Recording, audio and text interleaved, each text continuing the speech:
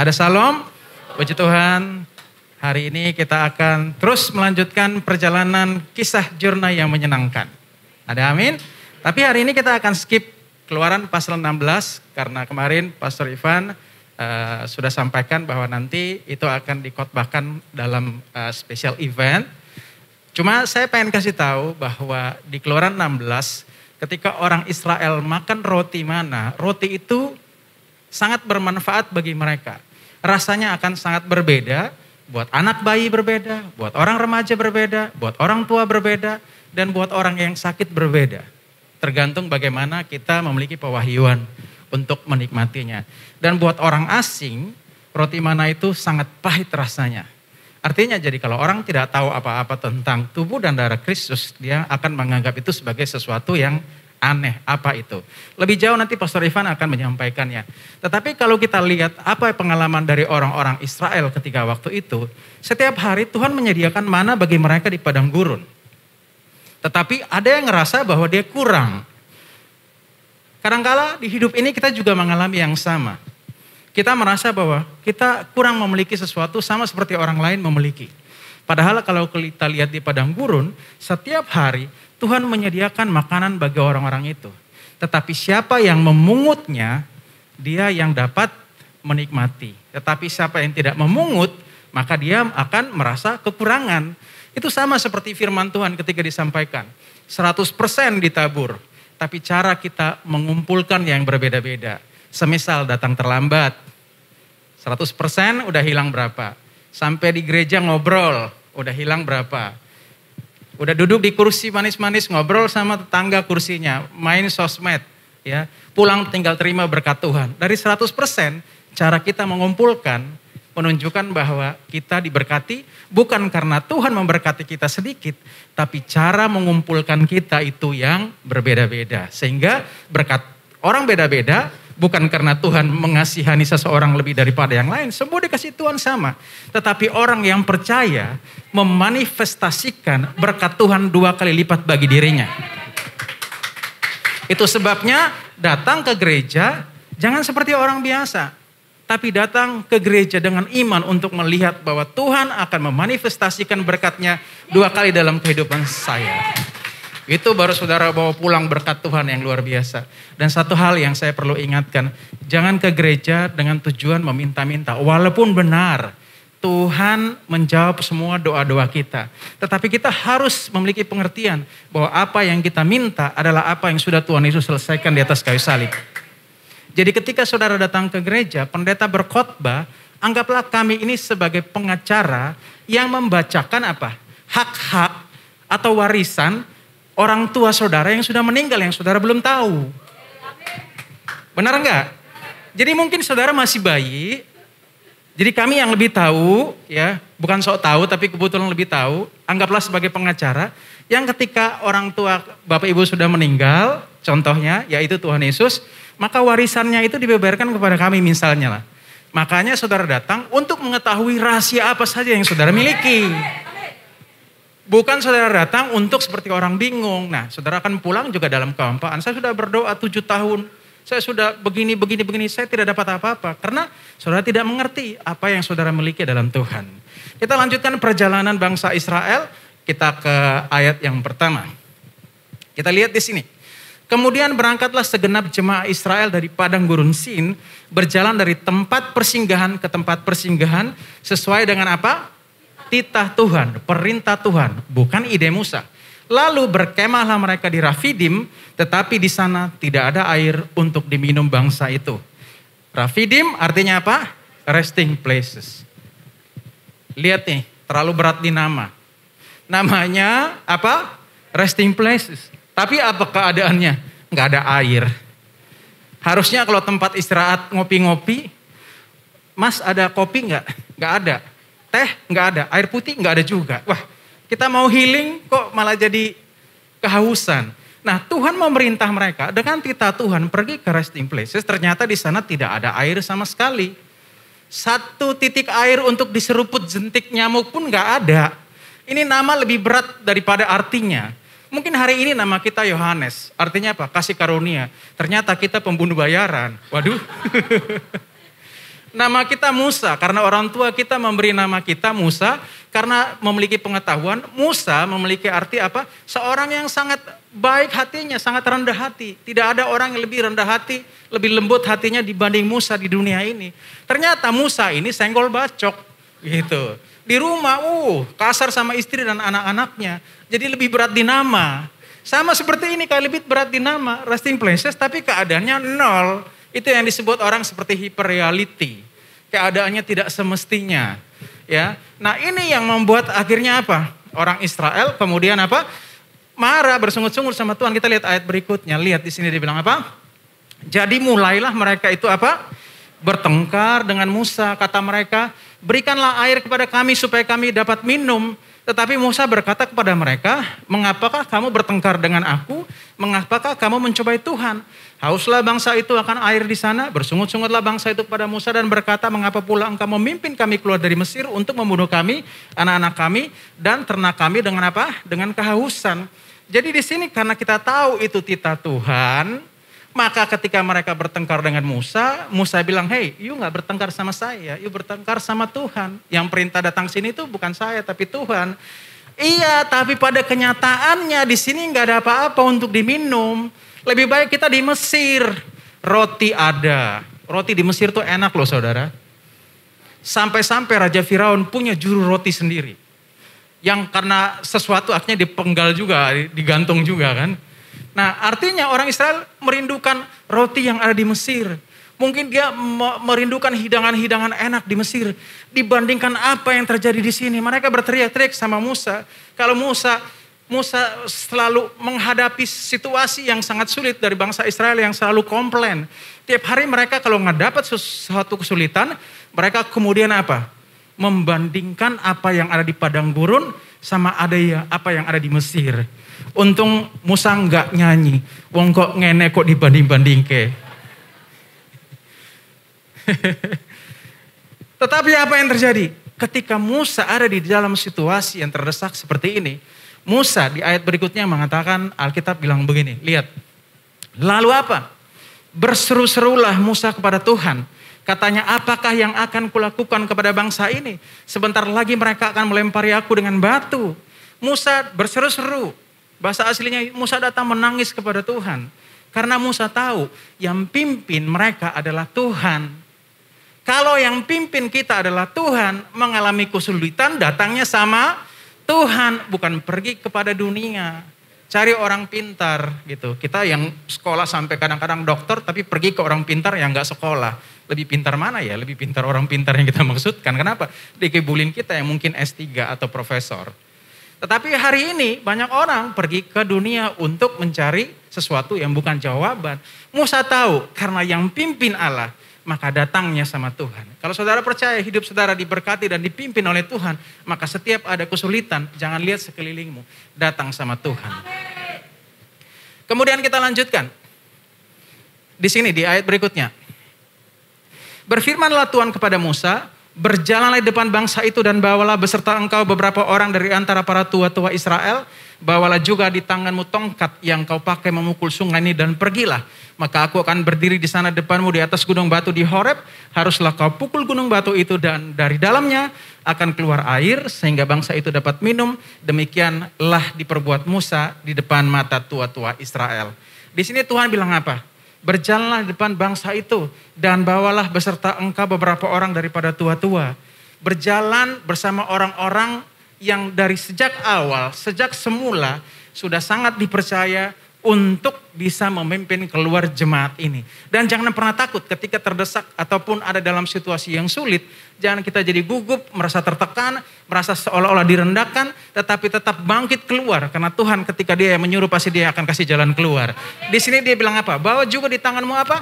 Tongkat yang kau pakai memukul sungai Nil. Supaya kalau hari ini di antara kita yang menjadi leader pemimpin, mungkin kita ngerasa bahwa kita kurang percaya diri. Tuhan merujuk kepada Musa, bawalah tongkat, yaitu menggambarkan tentang apa? Salib Kristus. Jadi kemanapun kita memegang salib ini, artinya kita percaya bahwa sama seperti kejadian di sungai Nil, Tuhan juga akan melakukan perkara mujizat yang sama setiap hari di apapun yang akan kita hadapi dalam kehidupan kita. Lalu dia bilang apa? Maka aku akan berdiri di sana depanmu. Tuhan selalu mendahului kita. Dia akan berdiri menanti kita, menyongsong kita. Di atas gunung batu Horeb, haruslah kau pukul gunung batu itu. Dan dari dalamnya akan apa? Keluar air sehingga bangsa itu dapat minum. Kita belajar kemarin kan tentang Yehovah Rafa, man open. Batu itu menggambarkan Kristus. Ketika dipukul, batu itu terbelah. Dari man open atau dari batu yang terbelah itu sanggup memberikan minum kepada bangsa itu. Dan apapun yang dialami bangsa itu, ketakutan. Apapun yang dialami oleh bangsa itu, rasa khawatir, rasa haus, mereka dipuaskan oleh apa yang Tuhan berikan. Lihat di sini, Tuhan suruh memukul dengan tongkat itu. Kita tahu bahwa salib itu adalah gambaran kutuk. Benar? Jadi salib atau tongkat itu gambaran kutuk. Ketika kutuk itu dipukulkan kepada Kristus atau semua dosa-dosa kita itu ditimpakan kepada Kristus. Kristus terluka. Maka apa yang terjadi? Oleh bilurnya kita hari ini menjadi sembuh. Supaya kita percaya bahwa dia tidak sia-sia darahnya menetes bagi kita.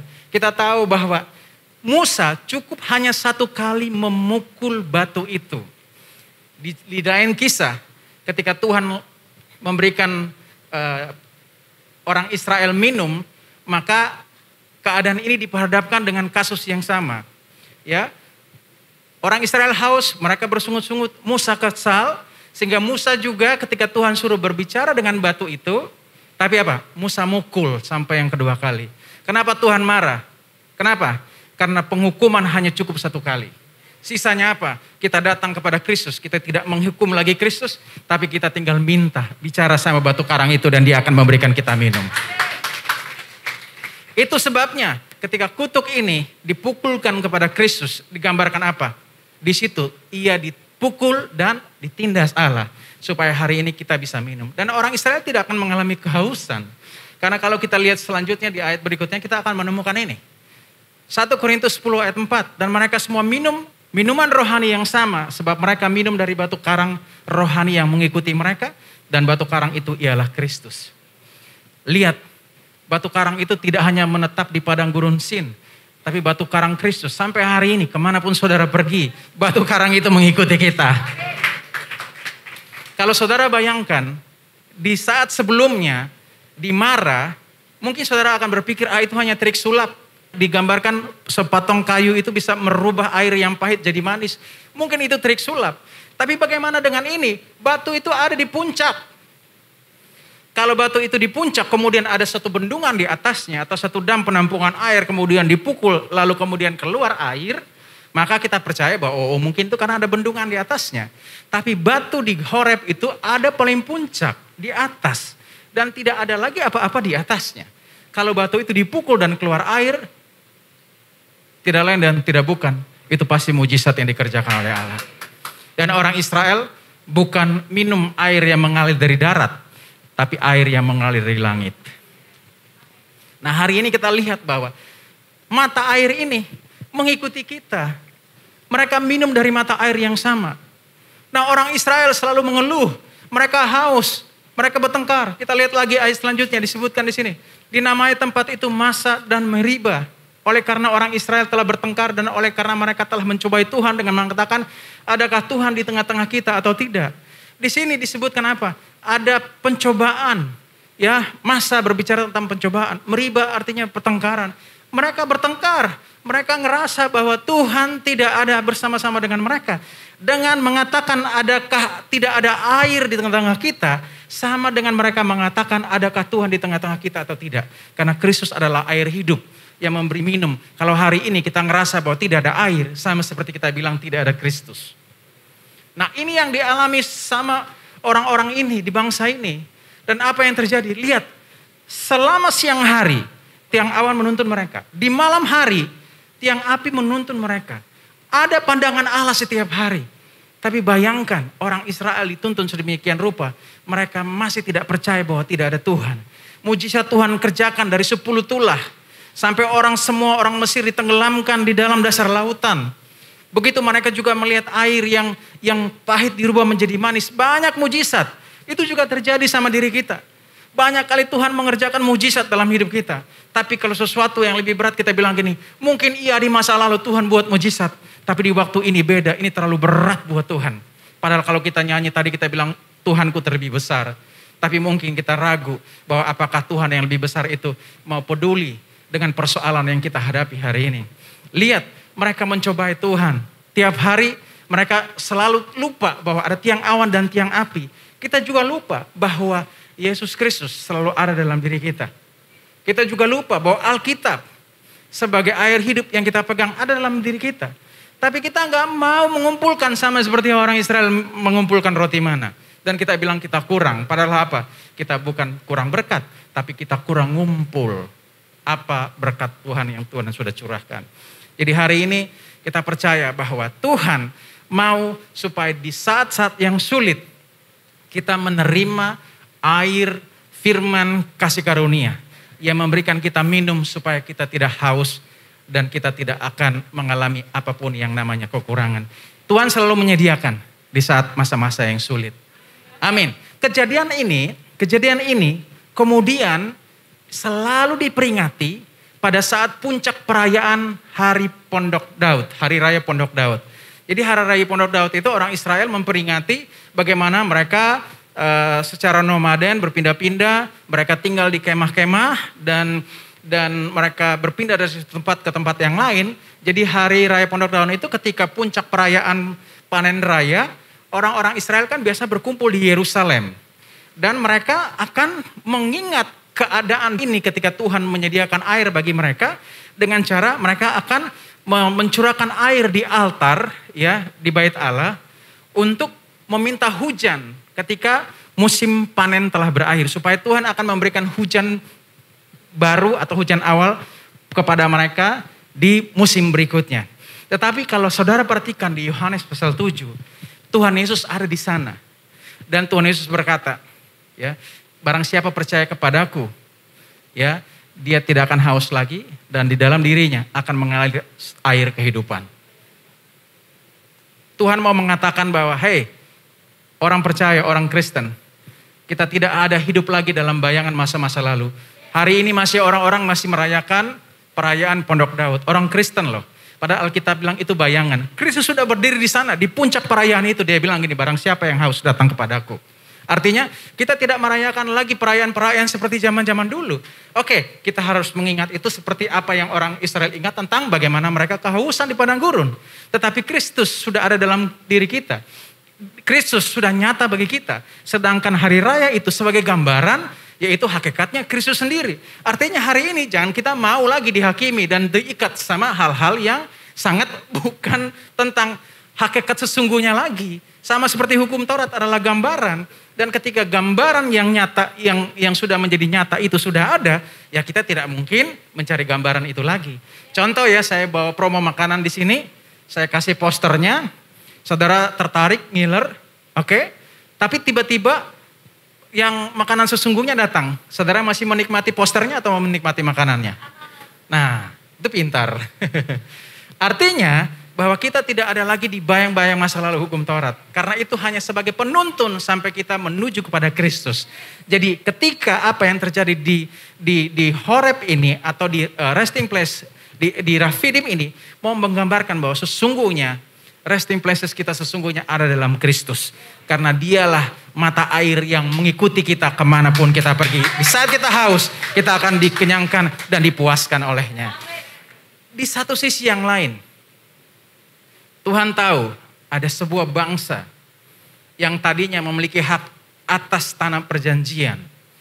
Yang sedang mempersiapkan dirinya untuk menghadang orang Israel. Sebabnya Tuhan tahu sebelum memasuki peperangan, Tuhan harus kasih minum bangsanya dulu. Biar kenyang dulu, biar kuat dulu, biar mempunyai pengharapan dulu. Supaya mereka tidak khawatir, supaya ketika masuk dalam medan perang, maka mereka sudah percaya karena mereka diteguhkan oleh firman-firman yang menguatkan mereka. Ya, kita lihat selanjutnya. Itu adalah penyediaan dari Tuhan. Kita lihat. Lalu datanglah orang Amalek dan apa? Berperang melawan orang Israel di mana? Di Rafidim, di resting place. Nah, kita lihat. Amalek adalah gambaran tentang daging. Ya, kedagingan kita sering digambarkan seperti Amalek.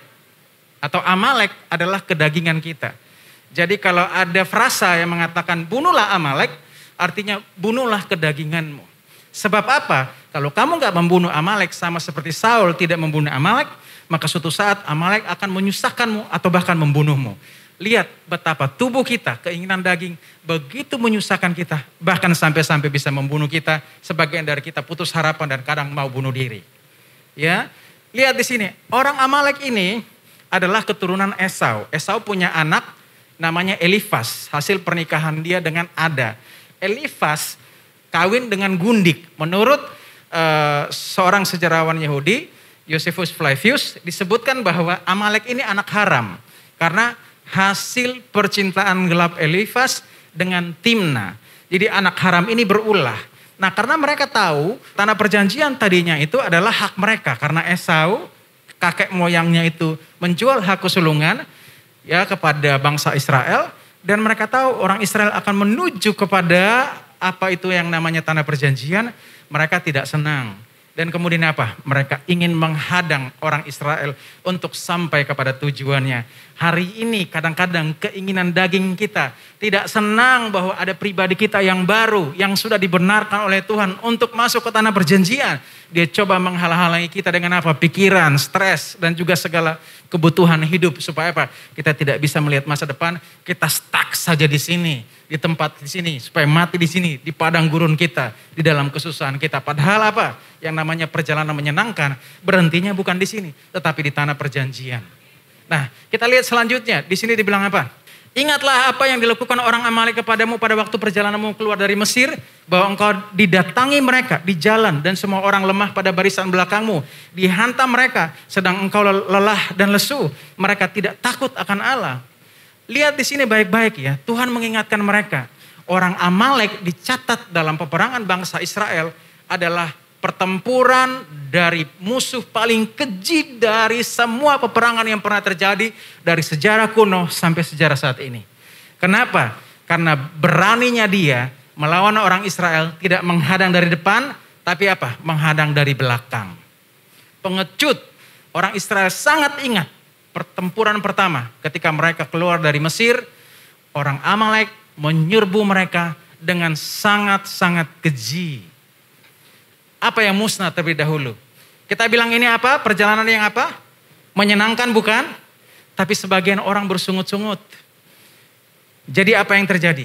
Kalau perjalanannya menyenangkan, siapa yang happy? Siapa yang enjoy? Yuk asik, jalan duluan kan? Tapi siapa yang bersungut-sungut? Ya mau kemana lagi sih? Yaudah pergi duluan deh, ntar gue nyusul. Apa akibatnya di sini tadi yang saya bolak balik? Semua orang lemah pada barisan belakangmu dihantam mereka. Apa pelajarannya? Excited dalam hidup ketika itu Tuhan yang titah. Kenapa? Kalau kamu berjalan berlambat-lambat, hancur kamu sama Amalek dalam hidupmu. Dia akan menghantam barisan paling belakang, barisan yang lemah. Kita dengarkan firman Tuhan bilang apa? Daging lemah, roh penurut. Bukankah dalam strategi perang yang lemah gampang dikalahkan? Tapi kenyataannya daging kita lebih kuat daripada roh kita. Kok pada diem? Merasa bersalah? Tidak ada penghakiman di sini. Lihat, kita hanya bisa belajar dari ini. Apa yang terjadi? Dihantam mereka sedang engkau letih lesu. Kelompok-kelompok pengsungut-sungut. Ya, kita tahu di sana ada orang-orang bangsa-bangsa lain yang ikut bersama mereka. Bangsa-bangsa ini tidak mengenal tujuan ilahi. Itu sebabnya menikah juga yang namanya terang dan gelap tidak dapat bersatu. Kenapa? Karena masing-masing dalam pasangan itu harus mengetahui tujuan ilahi dalam hidup mereka. Kalau hanya satu saja yang mengetahui, yang lainnya kagak, maka rumah tangga itu akan terjadi yang namanya pertikaian. Satu jalan depan, satu mundur di belakang. Begitu musuh datang, dihajar paling belakang mati duluan. Nah, ketika yang belakang mati, yang depan juga akhirnya ikut susah. Jalannya jadi lambat. Itu sebabnya semua orang harus memiliki tujuan Allah atau tujuan ilahi dalam hidupnya. Mengetahui dengan baik. Supaya apa? Dua-duanya atau satu keluarga ini bisa berjalan dalam perjalanan yang menyenangkan. Lanjut lagi. Di ayat berikutnya. Musa berkata kepada Yosua, pilihlah orang-orang bagi kita. Lihat nih, pilih ya, seleksi. Sebagai pemimpin di tempat ini. Saudara mungkin di kantor, pilihlah orang-orang bagi kita. Jangan pernah pilih pesungut-pesungut. di dalam kantor atau organisasi saudara. Mereka akan merusak kebiasaan baik di dalam komunitas yang tadinya sudah bagus. Ya begini lagi, ya bos begini, ya karyawan begini, ya bos diamin. Nah, orang-orang seperti ini akan memperlambat perjalanan yang menyenangkan ini. Dan apa yang terjadi? Keluarlah berperang melawan orang Amalek. Besok Musa berkata, aku akan berdiri di puncak bukit itu dengan memegang apa? Tongkat Allah di tanganku. Kalau kita lihat tadi ayat yang kelima, dia bilang apa? Bawalah juga di tanganmu tongkatmu. Ya. Firman Tuhan kepada Musa. Jadi Allah berkata, ini tongkat Musa. Tapi di ayat 9, Musa bilang apa? Dengan memegang apa? Tongkat Allah di tanganku. Jadi kalau berbicara tentang tongkat, berbicara tentang Kristus, itu adalah kepunyaan Allah, tetapi juga kepunyaan kita juga. Salib yang harusnya itu ditanggungkan kepada kita, ditanggungkan kepada Kristus. Jadi kita harus tahu bahwa Kristus adalah kekuatan kita. Kita lanjut ke ayat berikut, kita lihat lagi di sini. Lalu Yosua melakukan seperti yang dikatakan Musa kepadanya dan berperang melawan orang Amalek. Tetapi Musa, Harun dan Hur telah naik ke puncak bukit. Dan terjadilah apabila Musa mengangkat tangannya, lebih kuatlah Israel. Tetapi apabila menurunkan tangannya, lebih kuatlah Amalek. Lihat Yosua di sini. Yosua di dalam Septuaginta, dalam bahasa Yunani sama namanya dengan Yesus atau keselamatan. Kita sudah tahu itu sama-sama. Jadi Yosua melakukan seperti yang dikatakan Musa kepadanya. Jadi Yosua sangat-sangat taat baik kepada Allah, baik kepada Musa. Yesus Kristus sangat taat kepada Bapaknya dan juga taat ketika kita minta tolong. Dan apa yang terjadi? Yosua yang berperang, Yesus yang berperang. Musa kemana? Musa bawa Harun dan Hur naik ke puncak bukit. Dan terjadilah apabila Musa mengangkat tangannya, lebih kuatlah Israel, tetapi apabila menurunkan tangannya, lebih kuatlah Amalek. Banyak kali di dalam hidup ini, gereja-gereja di luar sana yang non kasih karunia selalu mengumandangkan ini. Kita harus berdiri, kita harus kuat, kita harus mengangkat tangan kita, jangan pernah lemah. Benar, tidak salah. Tapi kalau kita berdiri dengan kekuatan kita sendiri, sama seperti Musa, lama-lama capek juga.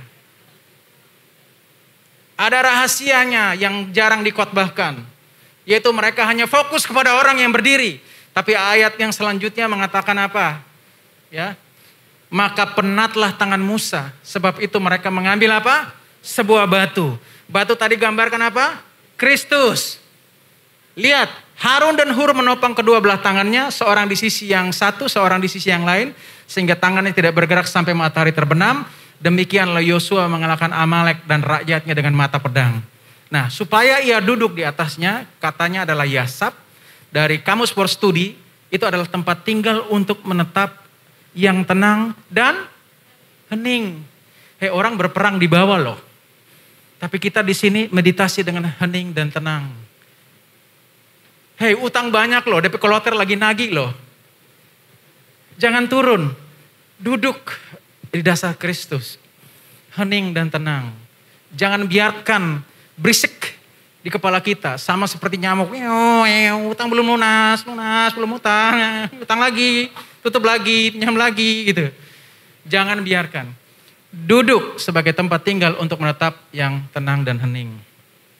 Coba bayangkan, seseorang dengan masalah yang begitu besar.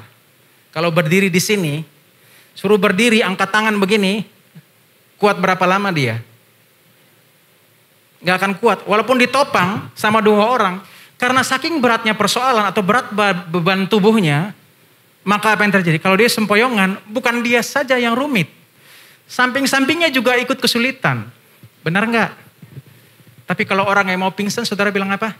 Duduk pak. Ya. Rest pak, duduk.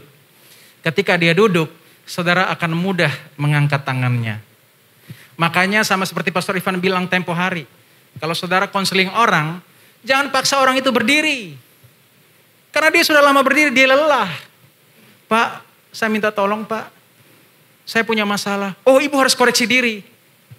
Lu pikir gue kurang waktu koreksi diri? Gue pikir ada pertolongan, datang lu ngatakin apa yang sudah gue perbuat lagi. Tidak ada jalan keluar. Apa yang itu? Kita harus memastikan dia duduk di dalam pekerjaan Kristus yang sudah selesai. Rest dalam pekerjaan Kristus yang sudah selesai. Dan ketika dia duduk, dia tidak akan mudah sempoyongan, Pak. Karena dia duduk di dalam posisi dia sebagai orang yang benar, sebagai orang yang sudah dikuduskan, dibenarkan, sebagai orang yang sudah diterima. Dia duduk dalam posisi rest. Dan siapapun yang berdiri menopang dia akan menopang dengan sangat ringan. Kenapa? Dia nggak mungkin sempoyongan karena duduk. Kekuatan tumpuannya ada di atas batu, di atas Kristus. Sehingga dia tidak akan mudah miring ke kiri, miring ke kanan. Mungkin kalau dia capek doa, maka teman-teman yang di care groupnya yang akan membantu menopangnya.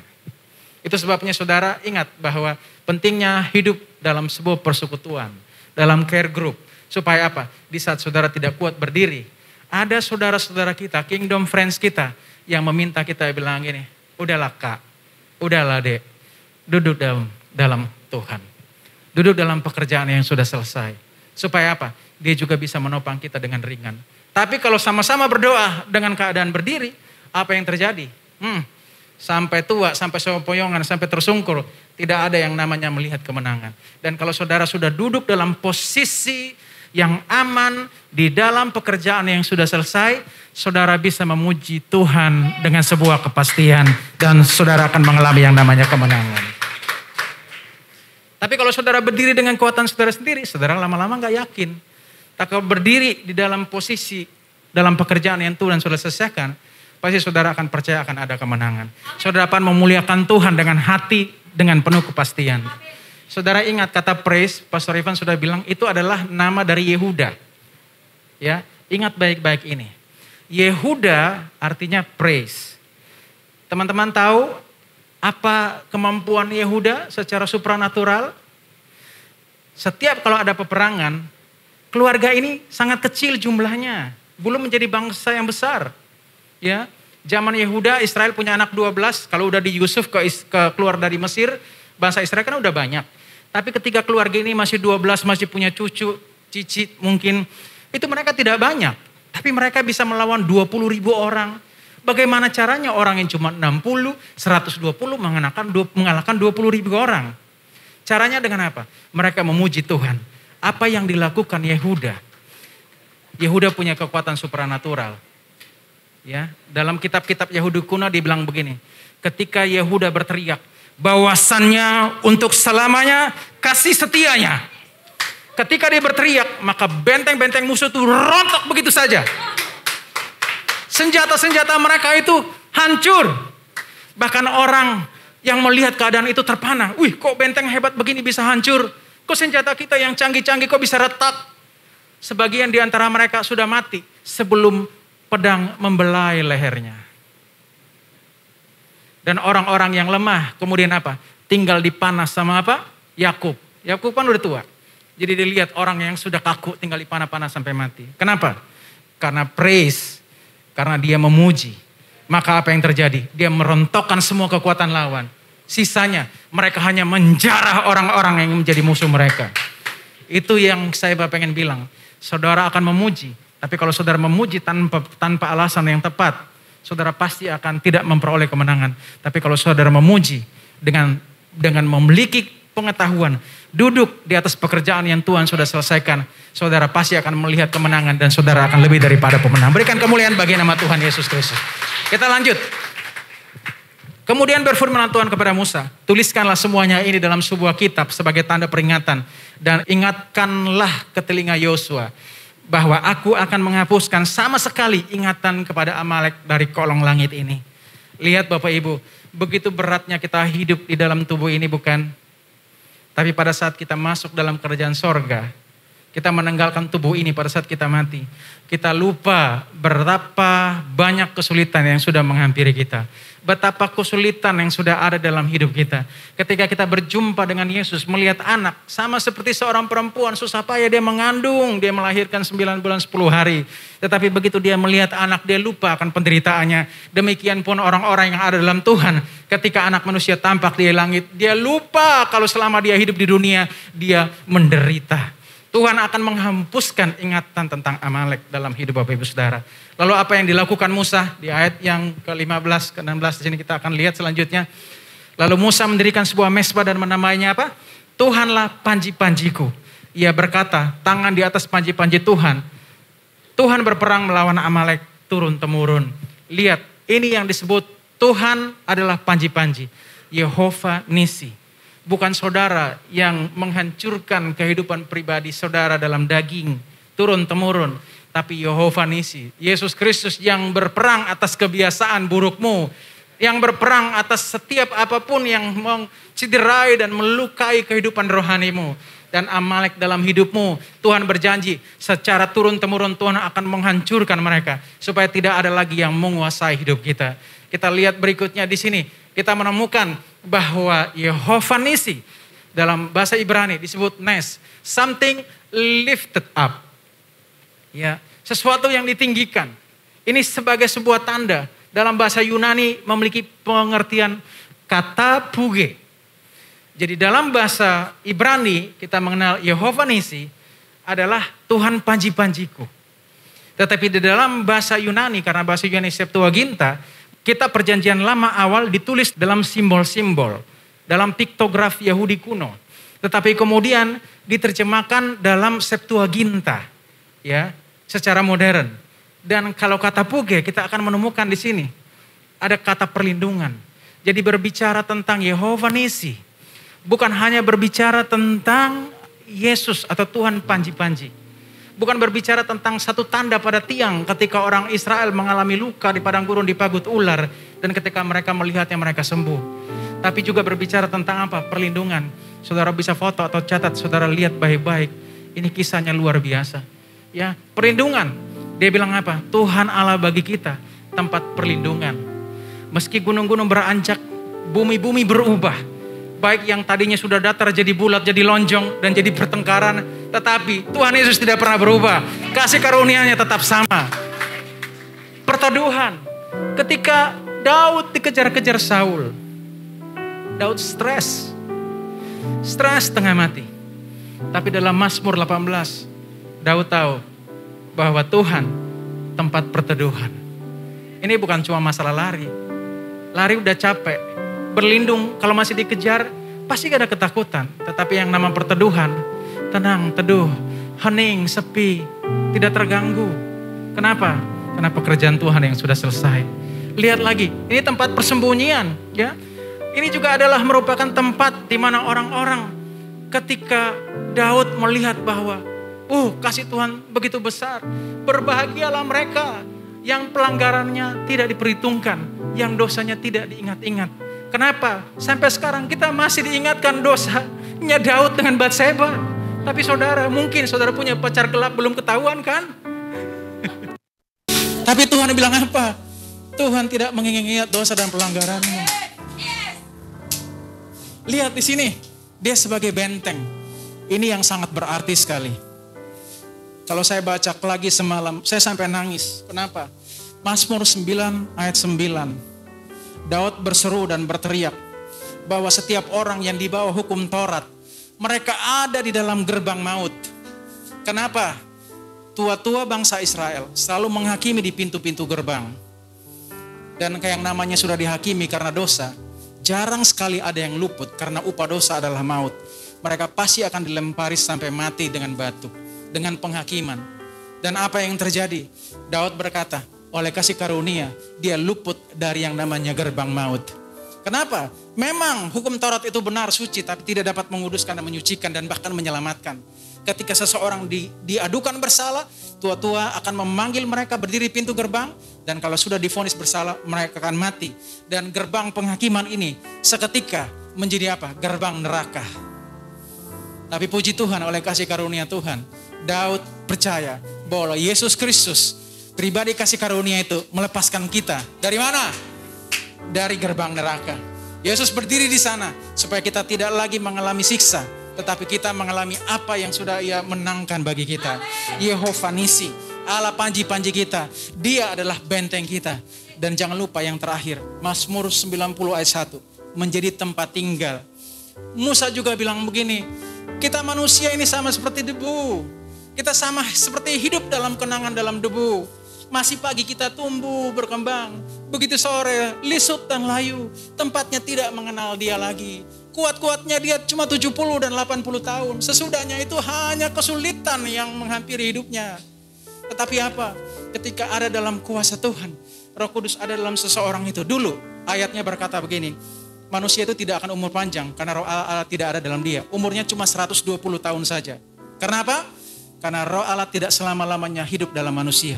Hei, tapi karena Kristus hari ini selama-lamanya Roh Kudus tidak pernah meninggalkan kita. Supaya Mazmur 91 tergenapi bahwa kita dikenyangkan dengan umur panjang. Kenapa? Selama-lamanya Roh Kudus ada dalam kita. Supaya kita tahu bahwa debu suatu saat ini, ya, karena kita dari debu, tanah diciptakan, itulah yang menjadi daging kita, itulah amalek kita. Kita akan mengibaskan debu kita, mengibaskan daging kita. Supaya ketika sama seperti Yesus tidak diterima di Nazaret, Roh Allah ada padaku, ya. Dia mengurapi aku untuk menyampaikan kabar baik, kabar kelepasan bagi orang buta, orang terpenjara, segala macam. Tapi ketika orang Israel menolaknya, ketika mujizat tidak terjadi kepada bangsa itu satu kali pun, mereka memusuhinya. Dia pergi, dia mengibaskan debu.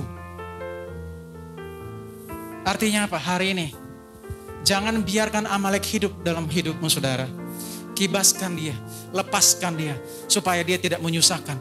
Karena sama seperti Saul membiarkan Raja Agag hidup karena dia kasihan kepada Agag dan domba-dombanya. Lalu kemudian Agag bertambah banyak keturunannya, suku Amalek itu menyusahkan Daud. Di kemudian hari mereka juga menyusahkan Esther lewat Haman. Dan apa yang terjadi? Tuhan gak mau itu. Jangan biarkan kedagingan kita menguasai kita. Jangan biarkan effort kita pribadi, kekuatan dan kesombongan pribadi menguasai kita. Jangan biarkan kita ingin terus berdiri dengan kata-kata hikmat dunia. Bahwa hei, kamu harus berjuang berdiri tanpa duduk di dalam pekerjaan yang sudah Yesus selesaikan. Saudara akan letih lesu, saudara akan penat.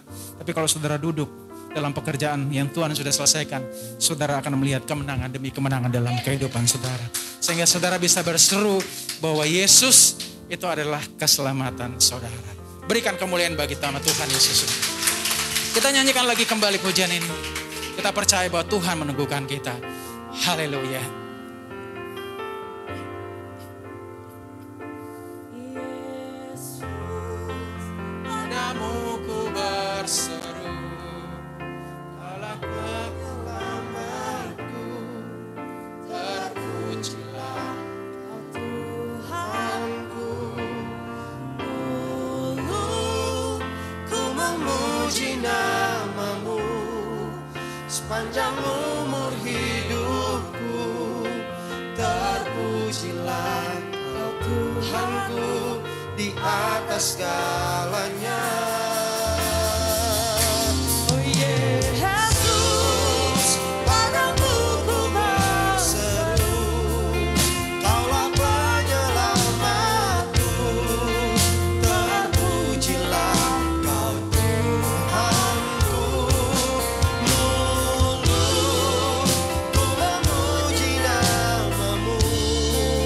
Sepanjang umur hidupku, terpujilah Kau Tuhanku di atas segalanya.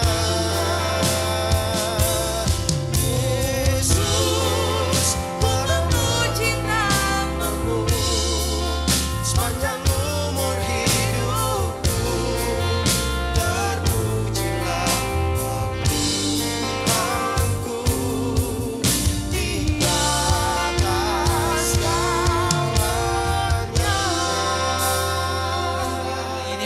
Telah lama berdiri capek dengan setiap persoalan hidupmu. Hari ini kita belajar bahwa kita perlu minum dari mata air, dari batu karang itu yang bukan saudara cari, tapi dia mengikuti saudara. Di posisi sulit, di posisi lembahmu, di posisi peperanganmu, Yehosua, Yesus Kristus yang berperang. Saudara tinggal duduk dalam pekerjaan yang sudah selesai di atas puncak bukit. Duduk tenang, hening, tanpa khawatir sesuatu pun terjadi. Karena saudara ada dalam posisi yang aman. Saudara capek sama hidupmu, sama rumah tanggamu, sama pekerjaanmu. Jangan mencoba bangkit dengan kekuatanmu, saudara akan lelah. seberapa banyak orang pun, dan seberapa kuat manpower yang saudara miliki, kalau saudara tidak duduk di dalam kebenaran Kristus di atas batu karang, saudara pasti akan mengalami yang namanya kelelahan dan kehancuran. Tapi kalau saudara duduk di dalam apa yang sudah Tuhan Yesus selesaikan, saudara akan melihat kemenangan demi kemenangan.